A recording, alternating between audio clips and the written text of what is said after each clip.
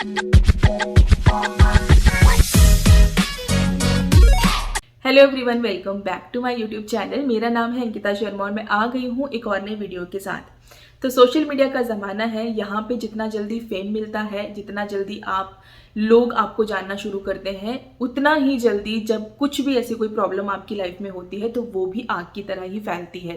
Social media पे आजकल एक ऐसी ही न्यूज़ फैल रही है। मैं बात कर रही हूँ फ्लाइंग बीस्ट के बारे में। जो आपने एक न्यूज़ सुनी होगी कि जो फ्लाइंग बीस्ट है, गौरव तनेजा, ऋतु राठी, ये दोनों जो है वो अलग होना चाहते हैं या डिवोर्स लेना चाहते हैं। मुझे नहीं पता कि ये सच है या गलत है। जितना मैंने सोशल मीडिया पे पढ़ा, जितना ये न्यूज़ जितना ज़्यादा स्प्रेड हो रही है इंस्टाग्राम पे, यूट्यूब पे या जहाँ पे भी, वहाँ से एक चीज़ सामने आई है कि वो दोनों जो है वो डिवोर्स लेना चाहते हैं। तो इसके बीच में अब उनका जो पर्सनल मैटर है वो हम नहीं डिस्कस करेंगे। मुझे आपको लीगल नॉलेज देनी है और मैं वही काम करती हूँ। जब ऐसा डिवोर्स वाला कोई मैटर आता है ना, तो एक लोग जो है वो अपने आप से एक अज्यूम करना शुरू करते हैं कि अरे इतनी ज़्यादा प्रॉपर्टी है इनकी, तो लड़की तो हाफ प्रॉपर्टी ले जाएगी। एक इससे पहले हार्दिक पांड्या वाला मैटर हुआ था, तो वहाँ पे तो कंसर्न बहुत ज़्यादा था लोगों का, क्योंकि वो लड़की जो है वो इंडियन नहीं थी, वो बाहर की लड़की है। तब तो उनको बहुत ज़्यादा कंसर्न था कि हमारे हार्दिक पांड्या की आधी प्रॉपर्टी जो है वो ये ले जाएगी। फिर सामने आया कि हार्दिक पांड्या तो भाई अपनी मदर के नाम पे करके रखता है पूरी प्रॉपर्टी, वो इसीलिए करके रखता है। एनीवे, बहुत सारी लोगों की अपनी अपनी जो है वो नॉलेज है, अपनी ज़्यादा इन्फॉर्मेशन है।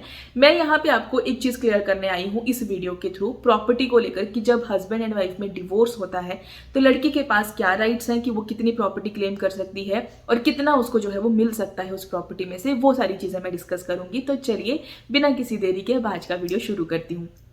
तो सबसे पहले मैं आपको बता दूं कि हम लोग क्या करते हैं, सोशल मीडिया है ये लिमिटेड नहीं है कि एक कंट्री का है तो वो एक ही कंट्री में चल रहा है, ठीक है। हमारे पास नॉलेज अपनी कंट्री के लॉज की भी है, हमारे पास नॉलेज फॉरेन की कंट्रीज के लॉज की भी है। वहीं पे हम लोग जो है वो सारी चीज़ों को कंफ्यूज कर देते हैं, उन चीज़ों को मिक्स कर देते हैं। इंडिया में ऐसा कोई लॉ नहीं है जहां पे जब हस्बैंड एंड वाइफ का डिवोर्स होता है वहां पे जो वाइफ है वो 50% प्रॉपर्टी जो है वो हस्बैंड से क्लेम कर ले। ऐसा कोई प्रोविजन नहीं है। ना ही ऐसा कोई प्रोविजन है कि ऑटोमेटिकली जब डिवोर्स होता है तो जो हस्बैंड की प्रॉपर्टी है वो ऑटोमेटिकली वाइफ को आ जाए। ऐसा कोई प्रोविजन नहीं है। तो ये सीधा सीधा नो है कि जो वाइफ है उसको 50% प्रॉपर्टी चली जाए, ऐसा नहीं होता है। अब इसमें आपको मैं ये चीज़ क्लियर कर दूं कि जो वाइफ है वो क्या क्लेम कर सकती है अपने डिवोर्स के दौरान। वो क्लेम कर सकती है जो उसकी खुद की प्रॉपर्टी है, मतलब कि शादी के टाइम पे जैसे कि स्त्री धन मैं ऑलरेडी डिस्कस कर चुकी हूँ, जो उसका खुद का स्त्री धन है। शादी के बाद उन्होंने हस्बैंड एंड वाइफ ने मिलकर कोई प्रॉपर्टी अर्न करी है, मतलब कि दोनों ने अपना अपना पैसा लगाया है, तब उन्होंने कोई प्रॉपर्टी जो है वो बनाई है, कोई पॉलिसी ली है, वो क्लेम कर सकती है। इसके अलावा हस्बैंड ने कोई प्रॉपर्टी वाइफ के नाम पे खरीदी है, उसको गिफ्ट करी है, कोई भी हो सकता है, फ्लैट लिया है, प्लॉट लिया है, लेकिन वाइफ के ही नाम पे लिया था और उसी को एक तरह से गिफ्ट करा है, तो उसकी भी वो एब्सोल्यूट ओनर होती है, वो भी वो क्लेम कर सकती है। इसके अलावा जो वाइफ के पास राइट होता है ना अपने लिए मांगने का, वो है मेंटेनेंस का। मतलब आप मंथली अमाउंट मांग सकते हो कि मुझे इतना खर्चा पानी के लिए जो है वो इतना पैसा चाहिए, या फिर आप अग्री करते हो कि आपको ठीक है मंथली नहीं चाहिए, कुछ नहीं, ठीक है सॉर्ट करते हैं, मुझे लमसम में इतना अमाउंट दे दो जो मेरे पूरे लाइफ टाइम के लिए काम आएगा। और अगर बच्चा भी है कोई साथ में तो आप उसके लिए मेंटेनेंस मांगते हो या फिर उसका अमाउंट जो है वो इंक्लूड करके मांगते हो। ये है वाइफ के पास राइट्स। हमारे इंडिया के लॉज कहते हैं कि वहां पे जहां पे वाइफ जो है वो डिवोर्स के टाइम क्लेम कर सकती है, वो उसकी खुद की प्रॉपर्टी है, ठीक है, जो जिसकी वो एब्सोल्यूट ओनर है, उसको कहीं और से भी गिफ्ट आया है वो भी उसकी खुद की प्रॉपर्टी है, वो क्लेम कर सकती है। अगर वो पोजेशन में है हस्बैंड के, दोनों ने इकट्ठे मिलकर कोई प्रॉपर्टी ली है, डेफिनेटली क्लेम कर सकती है। हस्बैंड ने या किसी और रिश्तेदार ने उनको गिफ्ट करी है, जैसे लड़की की फैमिली वाले ने उनको गिफ्ट करी है, वो उसको भी क्लेम कर सकती है। इसके अलावा ये कहो आप कि हाँ, जो हस्बैंड ने खुद से अर्न करी है प्रॉपर्टी, खुद से खरीदी है, जो उसके नाम पे है प्रॉपर्टीज, वो भी वाइफ को चली जाएंगी, तो ऐसा नहीं होता है। अब यहाँ पे मेंटेनेंस की बात है, तो जो मेंटेनेंस है वहां पे भी कंडीशन जो है वो अप्लाई होती हैं। वाइफ खुद कितना सक्षम है, कितना वो फाइनेंशियली खुद को स्टेबल कर सकती है। अगर वो अच्छी खासी पढ़ी लिखी है, तब भी मेंटेनेंस उस हिसाब से मिलेगी। अब वहां पे दोनों की कंडीशंस देखनी पड़ती हैं, ठीक है। अब यहाँ पे जो हमारे पास एग्जांपल है गौरव तनेजा, रितु राठी का। रितु राठी खुद एक पायलट है, जो गौरव तनेजा है उसके पास डेफिनेटली बहुत ज्यादा उसके पास पैसा है, ये दिखता है उनकी वीडियोज में, बाकी तो उनको ही पता होगा। अब यहाँ पे रितु राठी क्लेम कर सकती है, भले ही वो खुद पायलट है, लेकिन उनके पास 2 बच्चियां भी हैं जिनको उनको पालना पड़ेगा, ठीक है। तो अगर वो दोनों बच्चियां उनके पास रहती हैं तो उनको उन बच्चियों के लिए भी अमाउंट मांगना है, ठीक है। चाहे वो मंथली बेसिस पे मांग रही है, अगर वो इकट्ठा लेती हैं तब भी उनको एक अच्छा खासा अमाउंट वो मांग सकती हैं, क्योंकि उस हस्बैंड के पास अच्छा खासा पैसा है। लेकिन अच्छे खासे पैसे होने का भी मतलब यहाँ पे होता है कि जितनी इनकम हस्बैंड की है उसका 25 से 30% आपको मिलता है मंथली बेसिस पे, अगर आप एक जो है वो सर्टेन अमाउंट अपने मंथली खर्चों के लिए मांग रहे हो। एक सर्टेन सा रखा है, मतलब कि कोर्ट्स जो है वो देखते हैं, कंडीशंस देखते हैं क्या है, उस हिसाब से मांगते हैं। अब यहाँ पे जैसे रितु राठी है, वो अपना खर्चा तो आराम से खुद कर सकती है, उसके पास लेकिन 2 बच्चे भी हैं, तो उस हिसाब से जो लाइफस्टाइल वो शादी मतलब अपनी शादी में जी रही थी, वो शायद वो ना जी पाई, क्योंकि बच्चों का खर्चा भी करना है, अपना भी खर्चा करना है। तो वहां पे जज है वो देखेगा कि किस लाइफस्टाइल का इनका रहना सहना था पहले, हस्बैंड कितना कमाता है, उसके हिसाब से जो है वो जज ये ऑर्डर करेगा कि आप अपनी बच्चियों को मंथली मेंटेनेंस का इतना अमाउंट दो। भले ही जज ये कह दे कि ठीक है वाइफ को देने की जरूरत नहीं है, वाइफ तो पायलट है, वो अच्छा खासा कमा रही है, वो अपने आप को अच्छे से मेंटेन कर सकती है, करने को तो वो वाइफ अपने बच्चियों को भी कर सकती है, लेकिन हस्बैंड का भी तो वही रिस्पॉन्सिबिलिटी है ना, तो वो रिस्पॉन्सिबिलिटी भी देखी जाएगी। अब होता है कि उनका जो लाइफस्टाइल था शादी के दौरान, वो एक अच्छा खासा लाइफस्टाइल, एक सेलिब्रिटी वाला लाइफस्टाइल था। तो ऐसा नहीं है कि हाँ वाइफ अब अबला नारी बन के जो है वो 2 बच्चों को भी पाल रही है, अपना भी कर रही है, तो ऐसा नहीं होगा ना कि वो बंदा अपनी कोई रिस्पॉन्सिबिलिटी ना ही समझे। तो जज यहाँ पे कंडीशंस देखेगा, हर बारी कंडीशन देखी जाती है, और जज वहां पे जो है वो एक मंथली बेसिस पे अगर रितु राठी को चाहिए या कोई भी लड़की हो उसकी जगह पे, तो मंथली बेसिस पे दिलवाएगा। अगर इकट्ठा अमाउंट अगर लड़की क्लेम करती है तो इकट्ठा अमाउंट भी जो है वो सारी चीजें देख के कि बच्चे को बाद में पढ़ना भी है, कॉलेज जाना है, कोई प्रोफेशनल कोर्स करना है, या बच्चों के आगे शादी भी करनी है, तो वो हर एक चीज कैलकुलेट करके जो है वो एक इकट्ठा अमाउंट भी दिलवाया जा सकता है। लेकिन यहाँ पे ये बात है कि ये चीज क्लियर करनी बहुत जरूरी है कि ऐसी कोई भी इंफॉर्मेशन अगर आपको देता है कि हाँ वाइफ को तो आधी प्रॉपर्टी ऐसे ही मिल जाती है, ये सरासर गलत है। ऐसे कहीं पे भी कोई प्रोविजन नहीं है हमारे इंडियन लॉज में। अब आप कई बार सेलिब्रिटीज की न्यूज सुनते हो कि भाई इतना अमाउंट में डिवोर्स हुआ। देखो म्यूचुअल कंसेंट से अगर हस्बैंड अपनी इच्छा से अपनी एक्स वाइफ को जिसके साथ उसका डिवोर्स हो रहा है उसको जितना मर्जी अमाउंट देना चाहे, वो उसकी खुद की इच्छा है।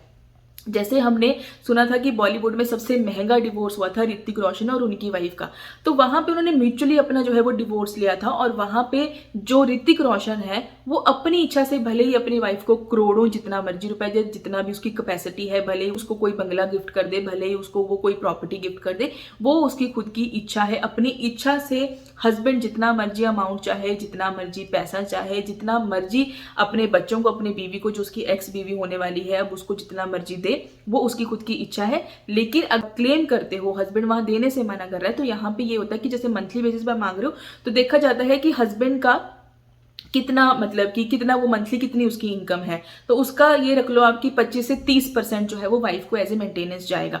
लेकिन अगेन आपके माइंड में चीज होनी चाहिए कि आपकी फाइनेंशियल कंडीशन देखी जाएगी कि आप खुद कितना अर्न कर सकती हो, आप खुद कितना पढ़ी हो। अब सोचो कि कोई एक डॉक्टर लड़की है जिसने एमबीबीएस की डिग्री ले रखी है, वो कहे कि मुझे तो भाई जॉब नहीं करनी थी, मेरे पास डिग्री वैसे ही पड़ी है, ठीक है, मुझे तो इतना अमाउंट इससे दिलवाओ हर महीने। जज बोलेगा कि आप या तो मुझे बेवकूफ बना रही हो कि आपको लग रहा है कि हाँ अभी मैं जॉब नहीं करूंगी, जब मेंटेनेंस वगैरह मिल जाएगी फिर मैं जॉब करना शुरू कर दूंगी बाद में, ठीक है। कोर्ट को ये दिखाने के लिए कि आप जॉब नहीं कर सकते, ये चीजें पॉसिबल नहीं होती, क्योंकि आगे से हस्बैंड भी कहेगा कहीं वो डॉक्टर है, ठीक है, उसके पास डिग्री है, वो जॉब कर सकती है, वो अपने आप को मेंटेन कर सकती है। तो इसीलिए ना होता क्या है कि दोनों चीजों से कई बार हमें एक पार्टी बेचारी लगती है, कई बार हमें दूसरी पार्टी बेचारी लगती है, लेकिन देखा जाए तो ये सारी चीजें जो है वो जज कैलकुलेट करते हैं और उसके हिसाब से जो है वो बताते हैं कि कितना जो है वो आपको अमाउंट मिलेगा। ये नहीं होता कि हाँ आधी प्रॉपर्टी जो वाइफ को चली जाएगी। हाँ, जहां पे वाइफ ने अपना खुद का, मतलब कि शादी के दौरान अपनी खुद की कमाई से जहां पे पैसा लगाया है, जिस प्रॉपर्टी में पैसा लगाया है, आप अपने प्रूफ्स दिखाओ कि ये चीजें मैंने खर्च करी हैं, इसके लिए मैंने ये पेमेंट करी थी, यहाँ पे मैंने ये डाउन पेमेंट करी थी, उसकी आप अपनी रिसीट्स दिखाओ, सब कुछ दिखाओ और आप क्लेम करो उस प्रॉपर्टी को। इसके अलावा जो हस्बैंड की खुद की प्रॉपर्टी है, जो उसने खुद अपने पैसों से खरीदी है, अपने लिए खरीदी है, उस पर आप कोई क्लेम नहीं कर सकते। तो आई होप आपको ये चीज अच्छे से क्लियर हो गई होगी कि वाइफ के पास ऑटोमेटिकली 50% जो है वो प्रॉपर्टी लेने का कोई प्रोविजन हमारे इंडियन लॉज में नहीं है। और देखो यार, मैं आप एंड में ये भी बोलना चाहती हूँ कि मेरा कोई इंटेंशन नहीं है कि मैं किसी की पर्सनल लाइफ को डिस्कस करूँ, और ना मैं पसंद करती हूँ।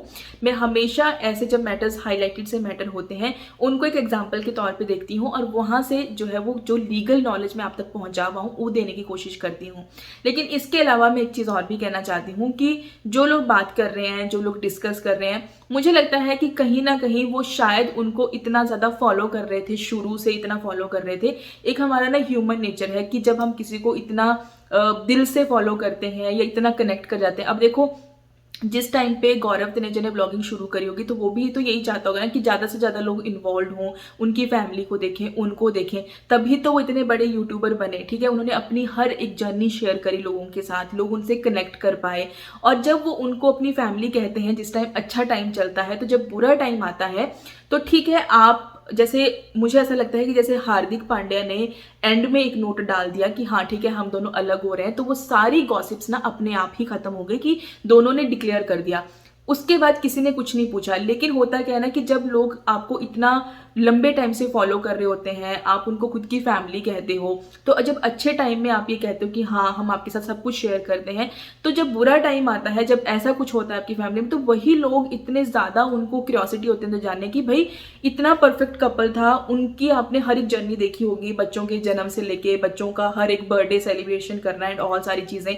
तो उस टाइम पे तो उनको जब व्यूज़ मिल रहे थे तब वो बहुत खुश थे, उनको अच्छा खासा पैसा मिल रहा था। लेकिन अब जब लोगों को ये जानना है कि भाई ऐसा भी क्या हो गया, क्योंकि लोग कनेक्ट कर रहे हैं कहीं ना कहीं आपके साथ, लोग जानना चाहते हैं कि इतनी भी क्या बड़ी प्रॉब्लम हो सकती है कि दोनों जो है वो अलग होना चाहते हैं। तो ये वही लोग हैं जो बेचारे उनको शुरू से फॉलो कर रहे हैं। अब उनके मन में ये है कि क्या हुआ है आखिरकार, ठीक है। तो मैं उनको भी गलत नहीं कहूंगी, क्योंकि सोशल मीडिया है, यहाँ अगर आप लोगों के सामने अपनी लाइफ प्रेजेंट करते हो तो फिर लोग जब आपके साथ कनेक्ट होते हैं, जब आपको वो लंबे टाइम से फॉलो करते हैं, तो ये उनका एक तरह से आप बोल सकते हो कि भाई ये उनके ह्यूमन नेचर है कि उनको फिर जानना है, इसलिए वो बात करते हैं इसके बारे में, चाहे वो कमेंट्स के थ्रू कर रहे हैं, चाहे वो किसी वीडियो के थ्रू कर रहे हैं। तो आप उनको भी कहीं ना कहीं गलत नहीं बोल सकते, गालियां नहीं बोल सकते। हाँ, बाकी तो चलो हर किसी की अपनी पर्सनल लाइफ है, आप उसको नहीं छेड़ सकते, उनका बुरा टाइम है ये हम समझते हैं।